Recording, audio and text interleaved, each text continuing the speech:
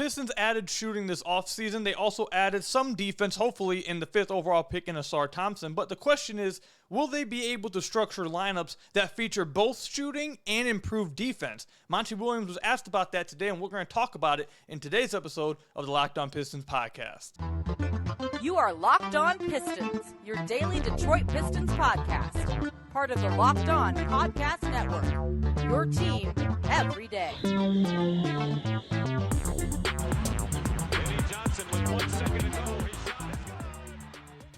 What's the deal? Welcome back to another episode of the Locked On Pistons podcast. Per usual, I'm your host, Kuka Hill. You can find me over on Twitter at Kuka Hill. I want to thank you guys for making Locked On Pistons your first listen of every single day. We're free and available on all your podcast platforms. If you haven't already, head to the YouTube channel at Locked On Pistons. Hit that subscribe button or leave us a 5-star review on whatever podcast platform you're listening to this on. That's another great way to support the podcast. In today's episode, we'll be talking about, obviously, opening up with the balanced lineups question that Monty Williams was asked today. We'll then move on to him speaking on possibly giving Isaiah Stewart, that is, post-ups, seeing Jalen Duren at the 4. We'll talk about that a little later. Then also he mentioned about not wanting to play or not being able to play guys who are quote-unquote blow-by guys. We'll talk about what that means and how that could impact certain players later on as well. Before we get started with the podcast, I do got to say to you guys, I just want to let you guys know that I will be on hand for the Pistons open scrimmage there as part of the media, so I'll be able to cover it and give you guys some really cool coverage of it, so look forward to that. That's going to be on October 15th, so going to be super cool. I hope you guys enjoy it. I'm hoping to bring you guys some really cool coverage of the event, so stay tuned with that. But without further ado, let's go ahead and get into the podcast. So James Edwards III of The Athletic asked Monty Williams at practice today, their first day of training camp, about how they added some shooting in the offseason. They drafted Isaiah Thompson for some defense. But are they going to be able to, they have some young guys. James said he has some young guys that maybe could be good shooters but aren't that yet. Then you have some shooters that you brought in that maybe aren't very good defenders. How can you balance that out? And if you guys remember, and you guys have been listening all offseason, that's something I've talked about on numerous occasions throughout the offseason. That was a question I've had. And we talked about that with James. When James came on the podcast a few weeks ago, I don't know if it's been a month yet, but it was at least a few weeks ago, James came on the podcast and we had a back and forth about it, talking about it. Because it's a legit question to know. Because if, let's say, you brought in Joe Harris, obviously you have Alec Burks, you brought in Monty Morris. Figuratively, yeah, or hypothetically, yeah, you brought in some shooting, but do you think you'll be able to have some lineups with shooting while also maintaining a level of defense that, is passable? And I was going to play the clip that James tweeted out, but I'm not going to play it without permission from him. And I had to get this episode out quick, so if he answers during the podcast, I'll play the clip, but I'm not going to play it without his permission. But anyways, basically Monty went on to say that, he believes they could have some flexibility or some ability to run balanced lineups, but also he said that it falls on whether the players can handle it, that he doesn't want to force players into positions that they're not going to be ready for, or positions that they're not going to be ready to handle. He doesn't want to put guys in positions that they're not going to be ready to succeed in, which is cool to hear. I'm happy to hear him talk about not wanting to put players in positions that they won't succeed. And he kind of mentioned that he's not going to force guys to do something just because that's the way he wants it done. He wants to it kind of sounds like he wants to play to his players' strengths. He doesn't want players to be put in positions where they're having to play to their weaknesses, which is something that we were looking forward to hearing from him. We've talked about on the podcast before earlier this offseason. So while I am happy to hear that, I think that's how you should be building a team. That's how you should play to your roster, your personnel, to their strengths, rather than forcing them to fit into your scheme. Maybe build a scheme. Now, you should bring your principles and stuff, obviously, but don't force a scheme onto them just because that's the only thing you know, and you want them to buy into that, even if it's not best for them. I don't think that was the case when they hired Monty. I didn't think that would be the case, and he's kind of reaffirming that with this answer. So that's something I wanted to mention first off that I was really happy to hear. Secondly, do I believe that they're going to have balanced lineups? Do they have players that they can put together that are also, they have good spacing and they have good defense? Basically, the answer is, you just have to wait and see. I don't think anyone knows the answer to that just yet. If you want to base it all off last year, I think it's going to be a little tough to just base it off last year and think you can make some balanced lineups. So, for example, let's just say that the starting lineup that they do go with is Cade Cunningham, Jane Ivey, Bojan, Stu, and Duren. Now, if you're just basing it off last year, Cade wasn't a very good three-point shooter. Ivy was a fine catch-and-shoot shooter on open threes. He was really good. But outside of that, he wasn't a great shooter this past season. Stu wasn't a great shooter this past season. And Duren was basically a non-shooter this past season. So your spacing all is coming from Bojan Bogdanovic. And then also we're just basing it off last season. Ivy wasn't a good defender. Duren wasn't a good defender his rookie season. Obviously, they were rookies. And then Stu, I thought, wasn't as good just only on the perimeter. We've talked about that with Laz and James on the podcast. That Stu's strength seems to be, now it could change. That was his first year. He could be better, which is why I'm saying it's something we have to wait and see. But so far to this point, Stu's strength, in my opinion, that we've talked about, is him as a 5 that's able to switch out on guards and hold his own, not someone you just want only on the perimeter. But that's my point. If you're just basing it all off of last year, like, okay, then in that lineup, you wouldn't necessarily have the best balance. But if Cade comes back and the shot is improved how we believe it's going to be, then that's some added shooting. And Cade's a fine defender himself. If Jalen Duren's able to take another step defensively going from year 1 to year 2, at 19 years old, it is tough. You just don't see that many 19-year-olds, 20-year-olds that are good defensively. Well, if he can improve and just get to like maybe passable, that will help defensively. And if Stu can improve as a shooter, obviously that would help that lineup. So if all that were to happen, then yeah, I think you would have some balance to that lineup. You would have some shooting with Cade, Ivy, who I think is, again, I think he's a fine off-ball shooter, a good catch and shoot, open three-point shooter. So you got Cade, Ivy, obviously Bojan. Then if Stu improves as a shooter, you have that. And then if Duren improves as a defender, Cade remains where he was as a defender as a rookie, which was just like I wouldn't say he's like some plus defender. I think he's an average defender. He holds his own. Maybe he could be a plus defender eventually. I think he could be. But at the very least, he's going to be an average defender. And then Stu, at the very least, should be an average defender. Then, yeah, I think you could have some balance in that lineup. But, again, you just have to wait and see. So let's look at some of the guys they brought in. So, like a Joe Harris, a Monty Morris. They obviously have an Alec Burks still on the team. If you were to run a lineup with, I mean, again, we don't even know what the starting lineup or bench lineup is. But let's just say you run a bench lineup of Monty, Alec Burks, Joe Harris, now that Livers is gone, Asar Thompson, and James Wiseman. Let's say that's the lineup. Defense is massively going to be an issue in that lineup. The only guy that figures to be a good defender is Asar, and again, he's a rookie. You don't see very many good rookie defenders. Now, I've said multiple times I believe he could be a good rookie defender. I have belief he could be, but we don't know yet. And even if he is a good defender, he'd be the only good defender in that lineup. So then you're struggling to, really have defense. But you definitely are going to have spacing in that lineup. Burks, Harris, and Monty all can spark the ball. So you definitely going to have spacing. So in that lineup, do you have balance? Not really. Could you create lineups throughout the game, though, that has some balance? I think you probably could. Like, obviously, you could probably go, like, let's, for example, say, let's say a Cade, Burks, Asar, I was going to say Livers, but Livers is out.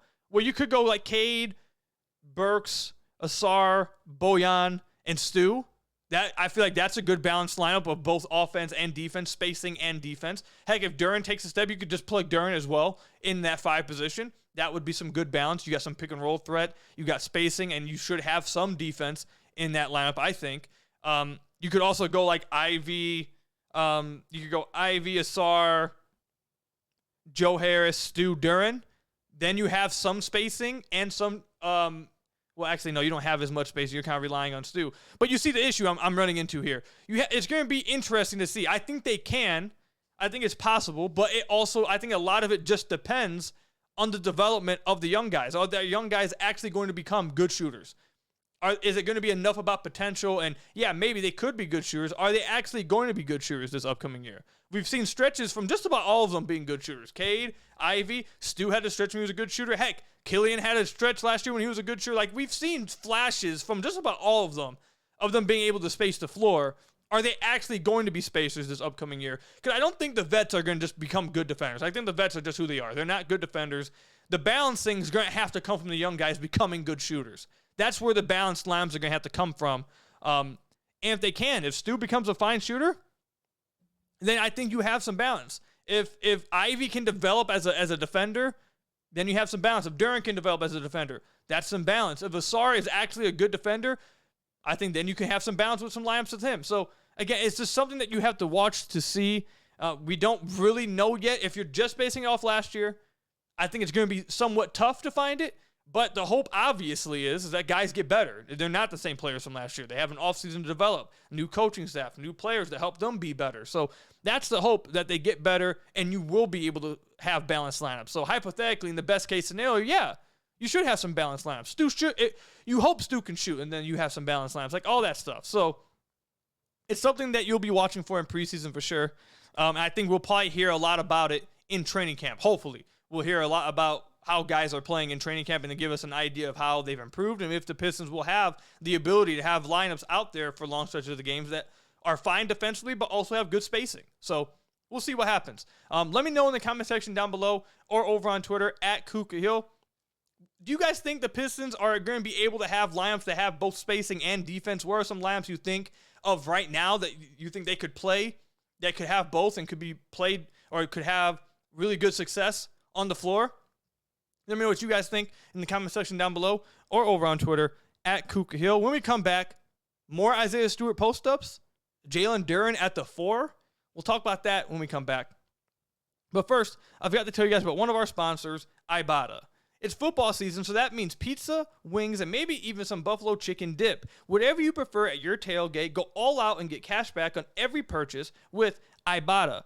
Ibotta gives you cash back on hundreds of grocery items from produce to personal care to pantry goods, so you can make sure you're beating inflation no matter what you're purchasing. Either link your loyalty account or upload your receipt after you shop and get your cash back. It's just that easy. The average Ibotta user earns $100 per year. That could cover the cost of an entire shopping trip. Or you could use your cash back to buy the flight that you've been eyeing, the game that you've been dying to go to, or that fancy dinner you've been craving.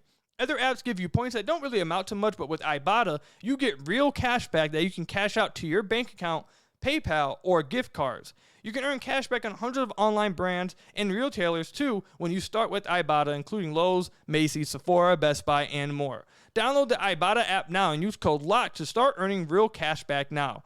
Just go to the App Store or Google Play Store and download the free Ibotta app and use code LOCK. That's IBOTTA in the Google Play or App Store and use code LOCK to start earning real cash back now. So I want to thank you guys again for making Locked On Pistons your first listen of every single day. We're free and available on all your podcast platforms. If you haven't already, head to the YouTube channel at Locked On Pistons, hit that subscribe button, or leave us a 5-star review on whatever podcast platform you're listening to this on. That's another great way to support the podcast. So, Monty Williams was asked, I don't know exactly what the question was, but he was asked about Jalen Duren and Isaiah Stewart, and he gave some interesting quotes. He mentioned, let me get the exact quote up. I wasn't going to pull the exact quote, but let's do it. Monty was talking about Isaiah Stewart, and he mentioned that, where is it?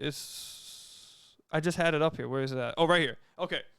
Monty was asked about Isaiah Stewart, and he said that he'd like to see Stewart post up more. He says, quote, and this is from Amari Senko for the second. He says, quote, when he's playing the 4 and teams are switching, I think we can put him down in the hole and let him do what he wants down there. He likes physical contact in various ways, and that can be something that can be an advantage for us, end quote. When he was talking about Jalen Duren, he also said, quote, I called Stu and Jalen Duren up today because I want everyone to know that those two have a lot of pressure. They have to play both spots offensively and defensively, especially with the way the league is growing, end quote. So we're going to start, I want to talk about both, but we're going to start with, we're going to talk about first Stu's post-ups.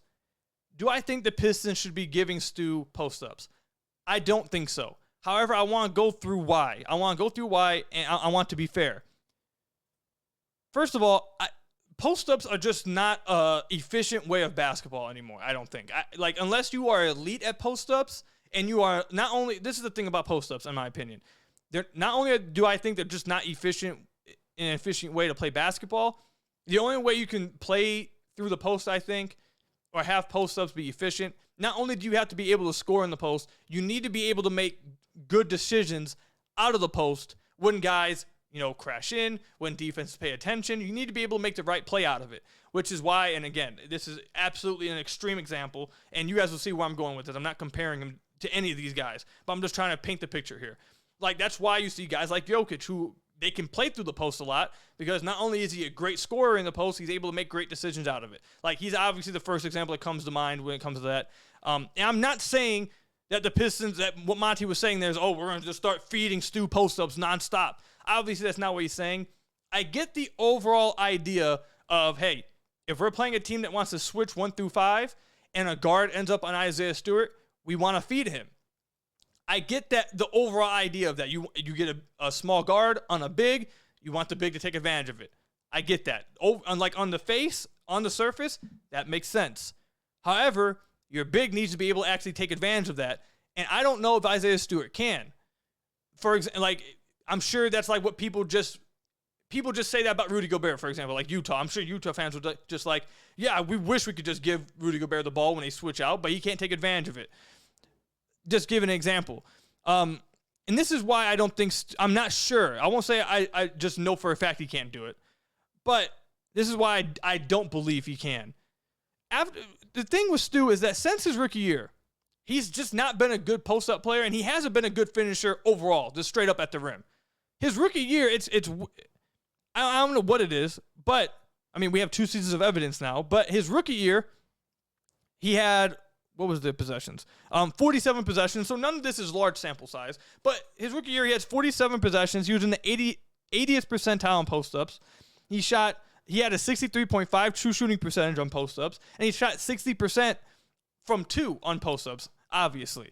So his rookie year, he was fine with very limited sample, but he was fine with it.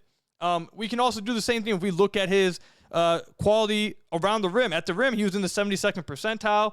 He had a 62.9 true shooting percentage around the rim. And at the rim, he shot 62.9% on 2. So, like, obviously, at the rim, it's 2. So he shot 62.9% at the rim. So at his rookie year, he was fine. But each year after that, he has slowly gotten worse and worse and worse. And that's just the facts. At the rim, in his second year, he was in the 38th percentile. He shot, I believe it's going to be the same, right? Yeah, 56.8%. 56.8% on 2s, which equates obviously to a 56.8 true shooting percentage. So he wasn't very good around the rim. He wasn't just straight up awful, but he wasn't as good. And then on post-ups his second year, he was in the 26th percentile, and he had a 50.5 true shooting percentage on post-ups his second year. So it got much worse. Then you go to this past season on post-ups, again, very limited sample size. All of them are just around 30 possessions. But this past season, he was in the 8th percentile in post-ups. He had a 44.1 true shooting percentage on post-ups. And then his shots around the rim, he was in the 28th percentile around the rim. And he shot, he shot 56.5% at the rim this past season too. So each year, he's gotten worse as a finisher, and each year he's gotten worse as a post-up player. So that leads me to believe that I just don't believe he's going to be good enough as a post-up player to warrant those type of touches. Now, if he can, that will be great. Like, fantastic for Stu. I'm not sitting here saying it's impossible for him to do it. I'm just bringing the evidence that recent history has shown that he's gotten worse and worse at this. So I just don't believe it's something he'll be able to do. If they give him the chance to do it and he does it well, happy to see it. Great. The other thing is, and I really want you guys to pay attention to this, defenses can bait offenses into doing something. For example, over the last 2 years, we've talked about it a lot. The Pistons will talk about how they generate open threes. They generate open corner threes. Well, like we've mentioned before on the podcast, and we've talked about it, I've talked about it on lives with you guys, I've talked about it a lot on Twitter. Yeah, you can generate open threes. You can generate open corner threes when those are the shots defenses want you to take. Like, for example, if you have Killian Hayes in the corner, if you have Hamidou Diallo in the corner, you have Josh Jackson in the corner, you have, those players in the corner, defense, yes, you're generating open threes, but it's because defenses are wanting you to generate that open three. They're wanting you to take that shot. So is it actually a good quality look? Is it actually a good quality shot that you're generating? Or are you feeding into what the defense wants? It's the same exact thing with this. If I'm on an opposing team and I'm hearing that, hey, if you switch a guard under Isaiah Stewart, who has gotten worse and worse at post-ups and has gotten worse and worse at finishing around the rim, if you switch a guard under him, we're going to feed him in the post-ups. If I'm an opposing defense, I'm switching then. Because having Isaiah Stewart post-up against a quote-unquote mismatch, I believe is better for your defense than a Kay Cunningham ISO against a mismatch, a Kay Cunningham pick and roll with Jalen Duren, a Jane Ivey and Jalen Duren pick and roll, a Jane Ivey off-ball shot, a dribble handoff for Ivy, Bojan, or Kay Cunningham, an Asar Thompson and Jalen Duren pick and roll. Like, those are probably better quality and tougher for the defense to guard than it is an Isaiah Stewart post-up on mismatches. So that's why I wouldn't do it. I think that is going to be a pretty big bait for defenses if they know that if they switch, they can get the Pistons offense out of rhythm to where they want to post up Isaiah Stewart. Now they don't have to worry about Cade. They don't have to worry about Jane Ivey. They don't have to worry about Bojan Bogdanovic. So that's my concern too, is that the Pistons could bait themselves into having, tough offensive trips. Now again, they're going to have all training camp to see. They're going to have all preseason to see. And if Stu shows that he's able to take advantage of mismatches on guards, then so be it. Go ahead, do it. But the recent evidence that we have over his second year and his third year suggests that he hasn't gotten better finishing on the rim. He's actually gotten worse. So it leads me to believe that I just don't think that's actually going to be a viable thing that the Pistons will be able to do in their offense. And also, I just don't think post-ups are that efficient either. I think to be honest, I think Jalen Duren his rookie year showcased some better footwork in the post than Isaiah Stewart has. So, like, if Jalen Duren gets a guard on him, yeah, I'd feel more comfortable throwing the ball down to Jalen Duren then. Because I think Jalen Duren showcased more. Not only I think he's a better finisher around the rim, he has better hands. Also, I just think he has better footwork around the basket as well. So, but yeah, I'll end it with this. I know there's going to be some people who are like, who you just hated on Isaiah Stewart. If Isaiah Stewart shows throughout training camp and shows throughout preseason that, hey, in the limited time he gets a chance to take a post-up on a mismatch on a guard, and he plays well off of it, and he makes the right decisions out of it too, then yeah, I have no problems with it. Whether you like it or not, the facts are just so far what we've seen, he hasn't been good at it. And it's gone. So I don't believe it until I see it. I won't believe it until I see it. And if I do, I'll give him credit for it. So that's where I stand with that. We went pretty long with this segment, so we're going to cut to the ads, and then we'll come back, and we'll talk about Jalen Duren at the 4, and then also the no blow-bys comment. I want to make it clear again, if Stu showcases he can do it, sure, go ahead and do it. Just saying he hasn't shown it so far, so I don't have a reason to believe he will. So let me know if you, in the comment section down below, do you guys believe Stu will be able to do it? Should they be going to post-ups with Isaiah Stewart? Let me know in the comment section down below or over on Twitter at KukaHill. But now you guys got here some of our lovely sponsors. So I want to thank you guys again for making Locked On Pistons your first listen of every single day. We are free and available on all your podcast platforms. If you haven't already, head to the YouTube channel at Locked On Pistons, hit that subscribe button, or leave us a 5-star review on whatever podcast platform you're listening to this on. That's another way to support the podcast. All right, so Jalen Duren at the 4. I'm going to try to be fast with this at the end of the podcast. I don't like Jalen Duren at the 4. I understand the whole thing about versatility. The problem I have with that is Jalen Duren it goes back to kind of like this. It's kind of the same argument that I had at the end of the last season when they were like playing Duren off the bench and letting, Wiseman start to get a better look at Wiseman because, quote unquote, they know what they have in Duren. You really don't. Like, you do not know what you have in Duren yet. Like, the idea that Duren is like this product that has like some finished abilities, he's not actually good, like NBA good at a lot of things. Like, as a rookie, absolutely was great. Was great as a rookie. But in NBA terms, he wasn't actually good at a lot of things, which is completely fine. It's not a big deal at all. No, most rookies are not, but that's the whole point. They still need reps to develop. I say that to say Duren is not a good defensive 5. He's not a good defensive center yet. Do I project him to be a great one? Yes, I project him to become one, but right now he's not a good defensive 5. Yet last year they experimented with him at the level. They experimented switching with him. They experienced with drop coverage with him. You still don't know what his best coverage is. Actually, I take that back. You probably do know. It's probably drop coverage. I think that's probably what they're going to go with him. But he's not good at that yet. He's not actually good at that yet.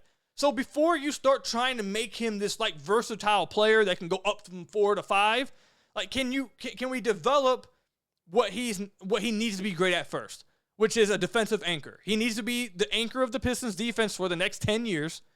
He needs to become a really good drop big man. He needs to become a really good rim protector.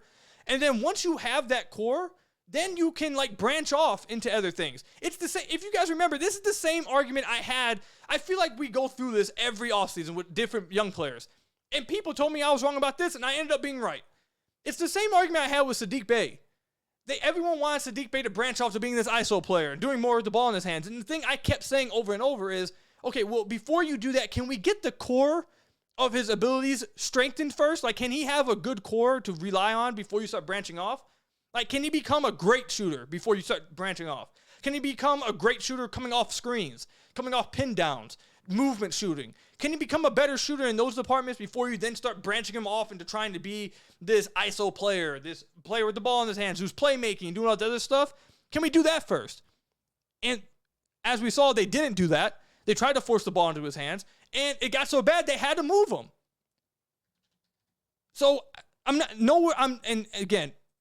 saying Saddiq Bey is Jalen Duren Saddiq Bey. That's not what I'm saying. I hope you guys can understand the comparison I'm making with that. Can we just? I'd like the Pistons. I'd like the development staff. I believe. Can we get the core of Jalen Duren's defensive abilities down pat first at the 5 before we start trying to make him this versatile guy that can play 4 and 5? Because last year he didn't look that good on the perimeter defending. He didn't look that good in switches. His feet aren't that fast yet. And he doesn't have great footwork on that. And again, he's a rookie. He eventually maybe could become that. But I think we all agree that Duren is the center of the future. He's the Pistons' defensive anchor of the future. And the only way he can get to there is by having reps at the 5 and developing his defense as a 5. So in the future, if they want to test him out and try to get him at the 4 and try having him playing defense on the perimeter a little bit more, try and do other stuff, okay.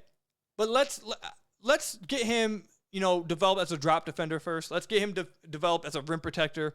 Let's get him developed in those areas first before we start like trying to move in other areas. So, and again, same thing with Stu. If in preseason or in training camp, all of a sudden Jalen Duren looks fantastic guarding the perimeter, and all of a sudden is like moving great in switches, and like unlike he was last year, then yeah, sure, you can play him on the perimeter defensively. You can run him at 4 and have him guard perimeter guys. Sure, go ahead. But he wasn't able to do it this past season. It didn't look good in summer league when they tried doing it. So the evidence leads me to believe that he cannot do that yet, and they should be focusing on him as a defender at the 5. And him developing as a drop defender and him really getting that down pat first. So that's where I'm at with that. Last thing I'll say about the whole Duren at the 4, double big stuff. I saw a few people in the Pistons community saying that I'm not for the double big stuff, but I'm cool with the versatility of them being able to run double bigs. That's the problem. They don't have the versatility to have double bigs. If the version of having versatility, if having versatility to play double bigs just simply means putting 2 big guys on the floor, then every team in the NBA can do it. The versatility of being able to run double bigs is having the personnel that actually makes sense to run double bigs. That's what versatility is. And the Pistons don't have that. So could they just throw 2 bigs on the floor and call that double bigs? You have versatility? I mean, sure. I mean, that's what every NBA team could do then. But no, the Pistons don't actually have versatility right now to run double bigs because their bigs cannot play the 4. And none of their 4s, or none of their 5s, I should say, can space the floor right now. And none of the 5s can defend on the perimeter right now. So no, they don't actually have versatility to run double bigs. They just have bigs that can throw on the floor together. That doesn't mean you're versatile and you have the ability to throw double bigs at teams. That's not what versatility means. But lastly, we'll leave off the podcast with the no blow-by guys. Monty Williams was asked about defense, and he said that if you are one of those guys who get blowed by on defense, if you can't guard 2 dribbles, I believe it was the exact quote. He said 2 dribbles. If you get blown by off 2 dribbles, you can't play. He's not going to play you, which is incredibly interesting because I think the Pistons have a few vets, I think, that probably aren't great on defense and could be blow-by guys. So I'm interested to see how that plays out with some people or with the rotation and how serious he actually means that, because the Pistons weren't good defensively this past year, and I don't think they added great defenders to their team. I think Asar is probably their biggest defensive acquisition, obviously. I don't think anyone else, everything else is just internal development. So I'm interested to see that. I'm interested to see how serious he means that And are guys developed to being not blow-by guys anymore? Because I think the Pistons did have quite a few blow-by guys. I think some of their vets potentially are blow-by guys. So do they play, or like how does that work? And did they get better at it? So that's now that Monty brought that up in a press conference, in an interview. Now that's now going to be something I'm watching for in their preseason and in the open scrimmage. Something I'm going to be watching for. Guys, how are they defending at the point of attack? Because that quote, I'm going to say this now. The first names, there's two names that came to my mind instantly when he said no blow-by guys. The first two names that came to my mind were Marcus Sasser and Killian Hayes. Because those two guys, the one thing I think they have over the guards, the veteran guards, and Alec Burks and Monty Morris, and other potentially like a Joe Harris who want to play Killian Hayes up at the 3, the thing that they have over them is that they are not blow-by guys. Those guys are good defenders. The guys above them, those 3 I mentioned, are not. So how much does that play into their favor? Is that a way for Marcus Sasser to get on the floor? If the fact that he's a good point of attack defender and the other guys aren't, will that be enough to get him on the floor immediately, despite the fact that they're veterans and he's a rookie? So I'm going to be watching for it. I think it was an interesting quote from Monty to say. I'm interested to see how that develops and how much they actually hold to that. So I think that's something everyone should be watching for. But that's all I've got for you guys today. Thank you guys for tuning in, for making Locked On Pistons your first listen of every single day. We're free and available on all your podcast platforms. Hit that subscribe button to the YouTube channel. Leave us a 5-star review whenever podcast platform you're listening to this on. And until next time, I'll see you guys later. Stay safe out there. Pistons preseason basketball coming up soon. Until next time, peace out.